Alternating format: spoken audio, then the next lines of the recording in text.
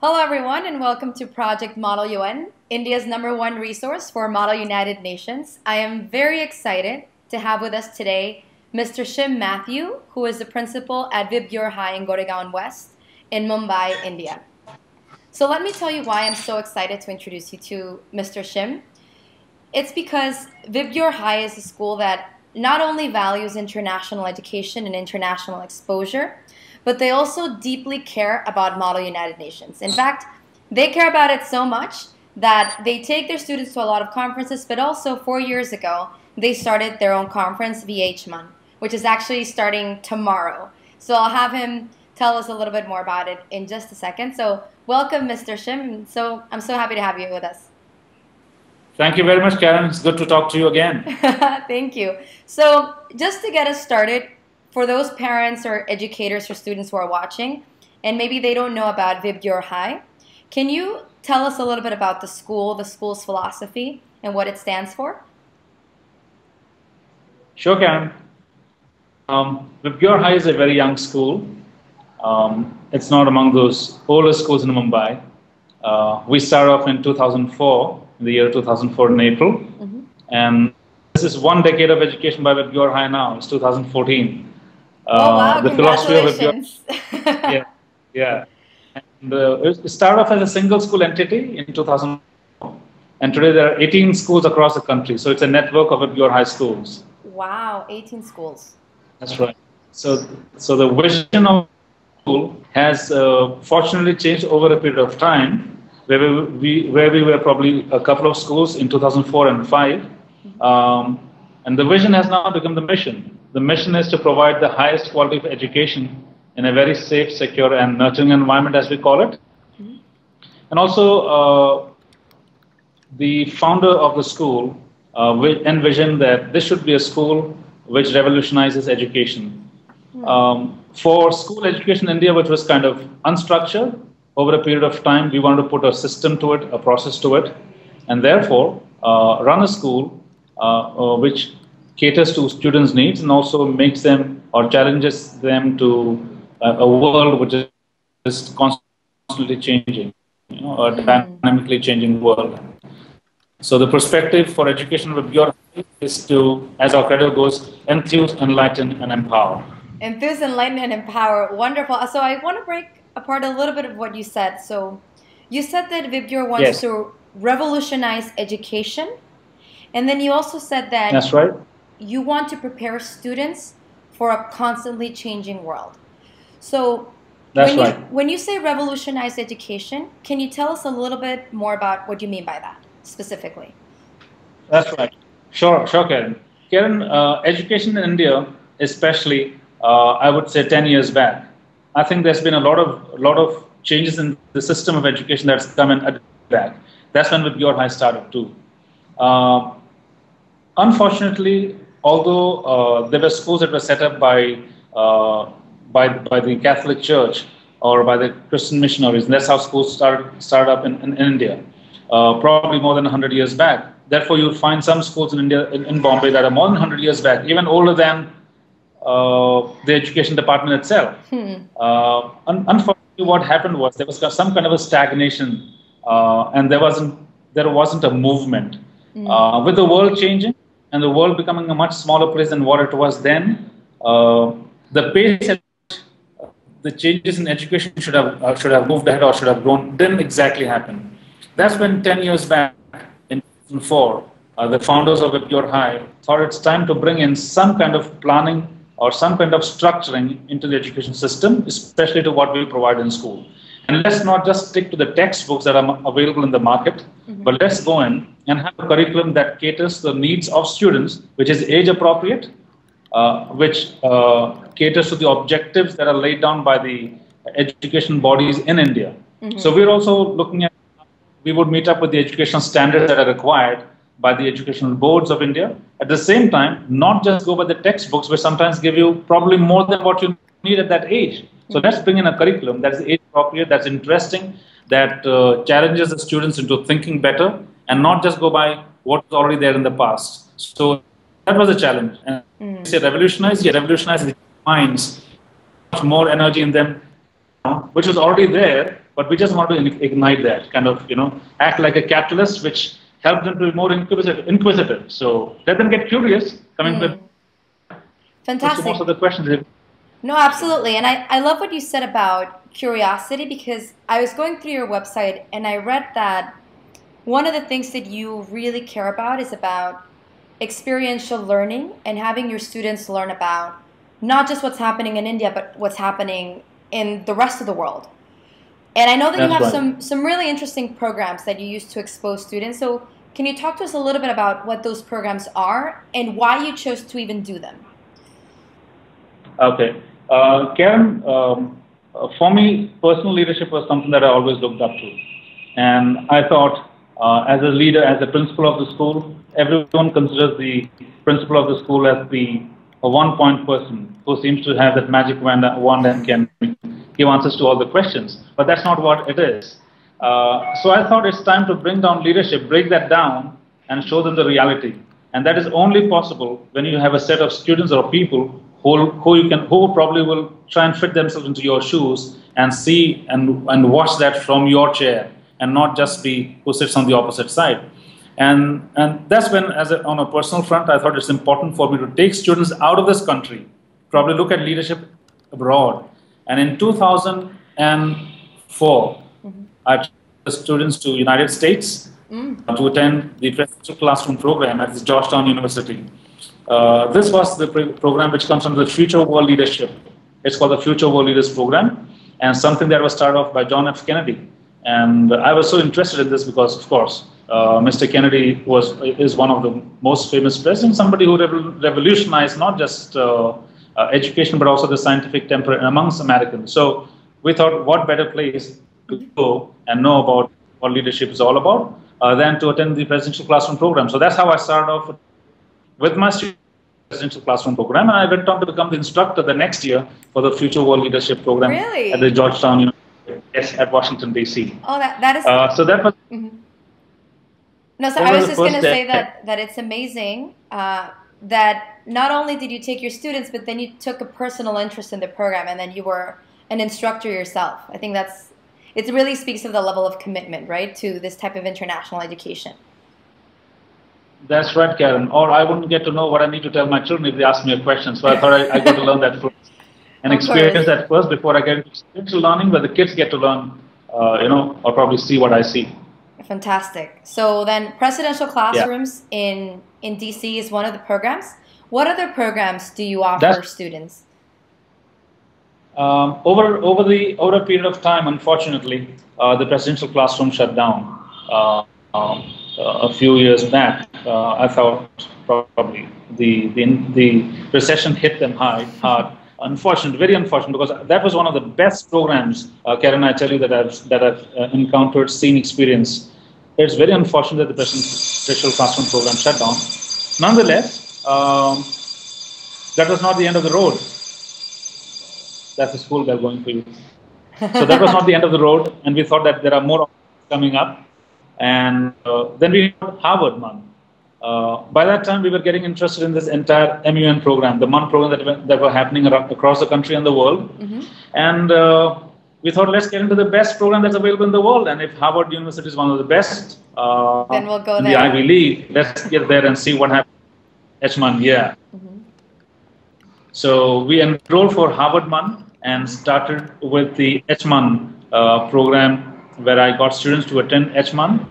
And we also then moved on to ILMUN for 1 year, because we heard that ILMUN and Harvard MUN are competitors, are people who would like to see who gets the best. So we did a year at ILMUN. And for those people, yeah, exactly. I was just going to say, for people who don't know, ILMUN stands for Ivy League Model United Nations Conference, which is organized by the University of Pennsylvania. Fantastic. That's right. Yeah, thank you. So we went on to participate in ILMUN, and so we started the MUN program, where we started participating first, because I thought it's important for the students to know how a program is run before they can run it themselves. So after attending about 4 years of MUN programs abroad in America, we thought it's time for us to start. We can't just be always attendees. Now let's get people to attend something that we can do. And so in 2011, in 2011 we launched the VIBGYOR High Model United Nations. It was a small start though. We started off in school, and over a period of 3 years, and now the fourth one will be held tomorrow, the fourth chapter. We're having about 400 delegates from across the country who are attending the VIBGYOR High Model United Nations program. So we moved on from hosting it in school to hosting it outside school, where we hire a hotel for 3 days and have delegates from across the country coming. So now it is empowerment of students, and they're taking the lead and holding this event, the conference. Fantastic. Okay, so you gave me a lot of information, so I want to go back and dissect each piece. So the first thing that I found interesting is that when you were looking at international exposure, you looked for Model United Nations conferences. Now, a lot of parents and even principals, they've heard about Model UN from maybe their friends or their kids' friends, but they don't quite understand it, and they don't quite understand what the value of it is. So you who are a principal and who really cares about it, could you tell us a little bit about why you see so much value in the activity? Can you come back again, Karen? I didn't hear that line. Tell us about why you see so much value in the activity. Why should anyone do Model United Nations? Out of all the million other activities that they could do, why Model UN? All right. Karen, if you ask me, I wasn't very interested in the Model United Nations program before I got to see I love it.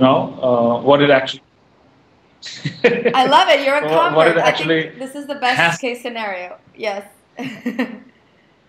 because I know it's a very grueling academic program. You sit in right from the morning until late night, probably discussing, debating issues that are global. They are phenomenally beyond a student to understand. Yes. But I think if you don't put in challenges to students, they won't be challenged. They won't be challenged to take it up further, right? So there has to be some kind of a challenge that has to be brought in. So for me, number one, I thought the MUN, the Model United Nations program, was a great place to challenge yourselves, and to see where you stand. Because in your backyard, you may be a king, but when you step outside home, then you got to see that you're putting yourself at a level of competition with somebody who is beyond you. So where do you see yourself when you want to be a leader? So leadership is something that steps out. And I'm one of those persons who likes to go beyond the obvious. So for me, MUN program was something that took children beyond the obvious, to get them to see what it actually means to be on the other side, and to get involved in talking.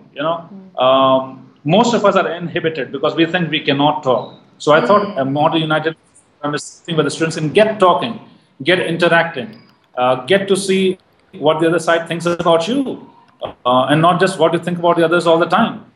So to see another part of somebody else, and to help with your negotiations, to help with your diplomacy, get to see how you can be good to people and not just take up a stance which is very unilateral.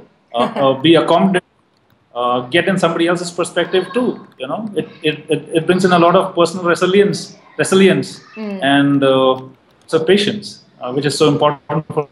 Fantastic. I love what you said, because I think that your reaction to Model United Nations is a reaction that a lot of people have, but very few people voice, because no principal wants to say, I don't believe in the power of Model. I don't believe in the activity, not in the power. I don't believe that it works or it's too much, right? So I appreciate the honesty, and I think you're right when you say we have to be challenged. I mean, I love telling the story. When I went to my first Model UN conference, I was so intimidated by it that I pretended to be sick. I just didn't show up, because it is really scary to speak in front of people about a topic that you kind of research but really don't know anything about.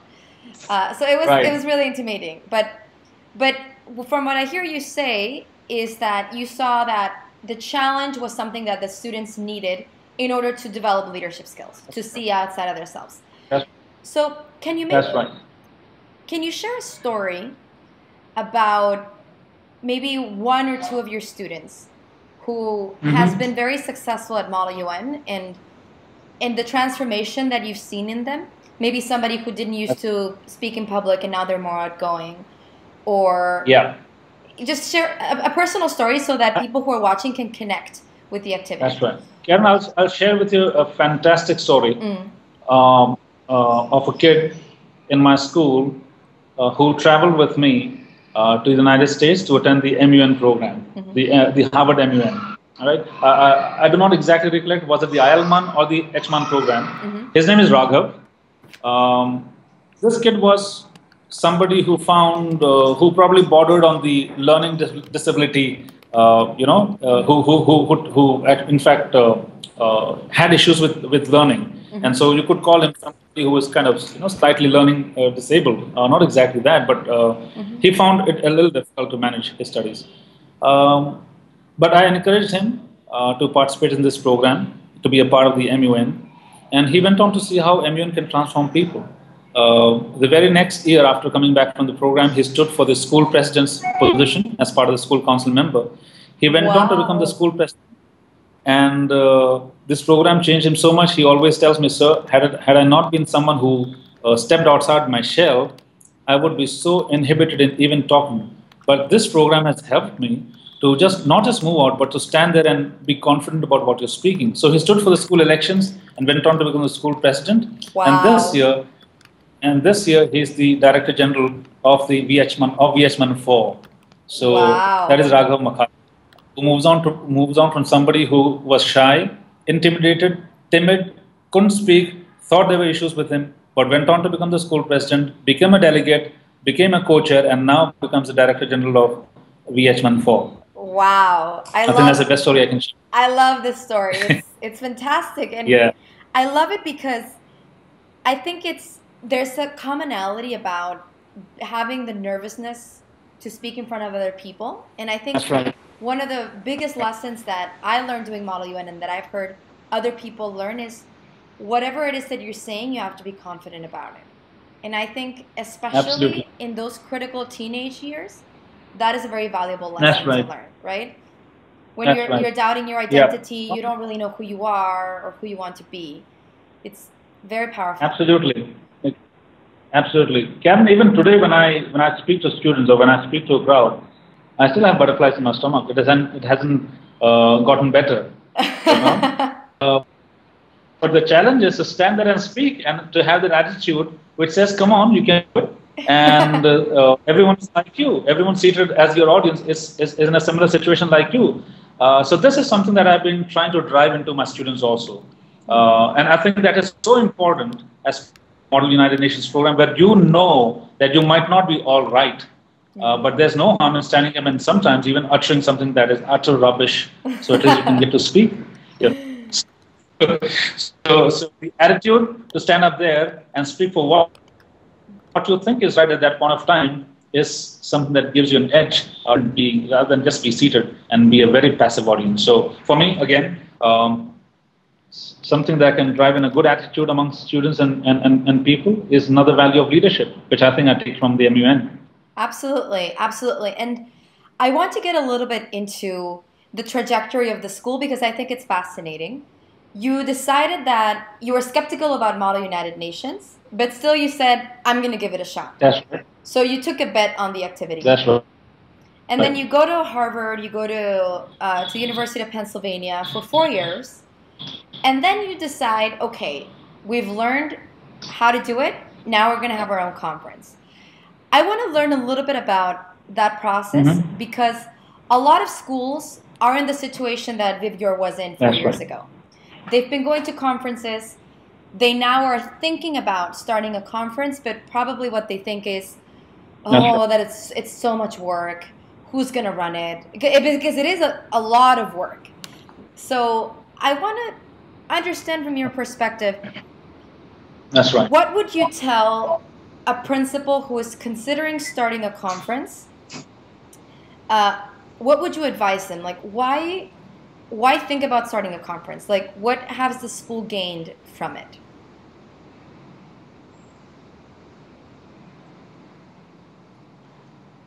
Sure, Karen. Can you hear me? Yes, I can hear you.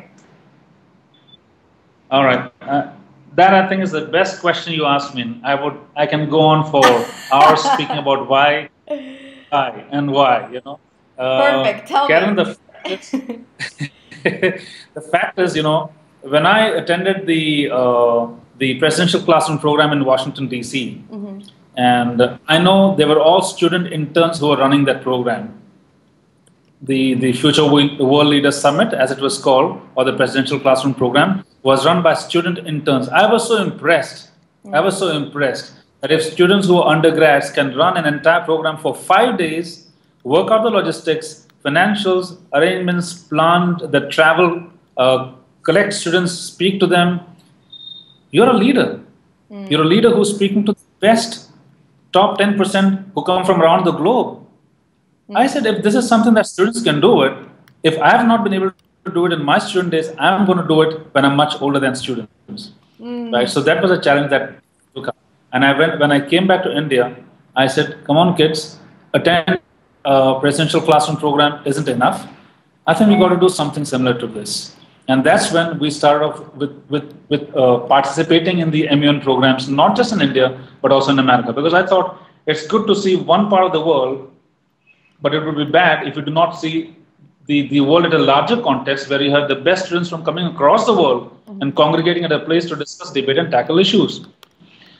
I know it was challenging, but after attending around 4 editions, I put this forward to my students. We have very, very less time. So I think, if I'm not wrong, that was sometime in September, October of 2011 or 2010, where I said, now we've been attending. The challenges are so many. We're going to have logistic issues. You are all young children, because I had students only till grade 11 and 12, or 10th, 10th and 11th and 12th. So these are not even undergrads. These are all who are probably 16, 17 at the most. What to do? We had no basic training in the HMUN procedures. But then I had a very good confidant in me, Tripti Parekh, who is my advisor for the VIBGYOR programs. So I sent her out to attend a VIBGYOR, attend an HMUN training, to get to America with me to see what HMUN at Boston is all about. Let's keep it and let's start working with whatever we know. Whatever resources we have. So the first that we could look at, Karen, it also includes financing and getting your program. So I knew that my school, if it's got to do something, I'm going to take it myself. I can't keep asking for money. So, well, we got the kids involved, we got everyone together, and we said, I threw the challenge to them. I said, are you ready to take it up? Because, our credo of VIBGYOR High also is enthuse, enlighten, and empower. I thought this is the best opportunity for me to empower my students. What better can I have than to have taken them for programs, brought them back, trained them a little bit, started off something called the HMUN Club. We started off something in the meanwhile called the VIBGYOR High Model United Nations Club. So we started the HMUN Club, and we gave them some time for training. So let's start. What are we waiting for? So everyone jumped into it. And that's how we started. Challenges are so many, no doubt about it. We've been planning for this program for the past 1 year. So when VIBGYOR 4 gets over, we made it 5.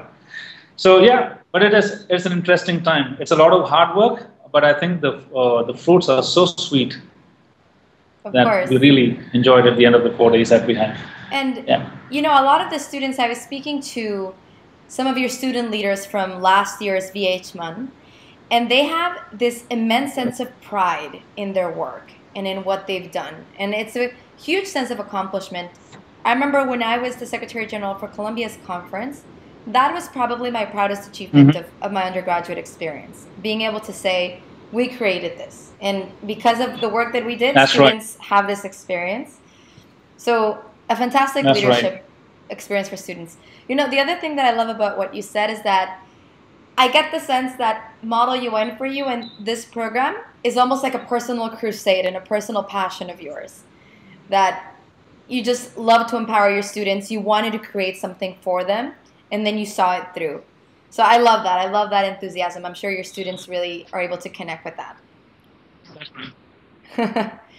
So now, as my final question to you is, for those parents or students who are watching this and they're considering VIBGYOR High as a school that they may want to attend or a school that they may want to send their children to, what would you tell them about what makes VIBGYOR different and what makes the school stand out?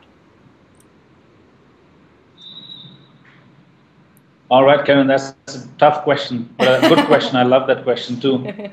Karen, over the years, I've been speaking to students and also to the parents of the students. I'm not blowing my own trumpet, but I'm just trying to tell them this: that VIBGYOR is a school with a difference, because here we go beyond the obvious. We're scratching below the surface. We want to know what lies underneath, and we want the students to experience that and then to move out completely challenged to take up the challenges of a world that is changing every minute. Earlier I used to say this, or we used to think that one generation was 40 years. 40 years. It came down to 20. And now I tell my students, one generation is just 5 years because of technology. Yep. We've at a much faster pace than what it was before. So at VIBGYOR High, why would I call it a school with a difference? Because here we challenge our students every day to better themselves and to go beyond the obvious. And we empower them with responsibilities, something that they haven't done, probably before they joined VIBGYOR High. Right from grade 1 onwards. Empowerment of our students, yes. I love it. I love the part about empowering, because you just gave us an example earlier, right? Here you go. Here's this challenge. Find a way to run this. Find a way to fund this. Go. So it's amazing. Absolutely. It's when you do things like that you grow. Fantastic, Mr. Shim. Thank you so much. Now, if people want to find out about VHMUN, VIBGYOR High Model United Nations, where can they find out more about it? Yes. We have our own website. They can log on to VIBGYOR High, VHMUN.com. Fantastic. VHMUN.com. Yeah. Fantastic. And if they want to stay in touch with you or the school VIBGYOR, what is the best way to stay in touch? Karen, they can log on to our school's website, www.VIBGYORHigh.com. Fantastic. Well, thank you so much for doing this interview. I really appreciate it, and all the best with VHMUN. Pleasure talking to you, and wish to see you soon. Thank you.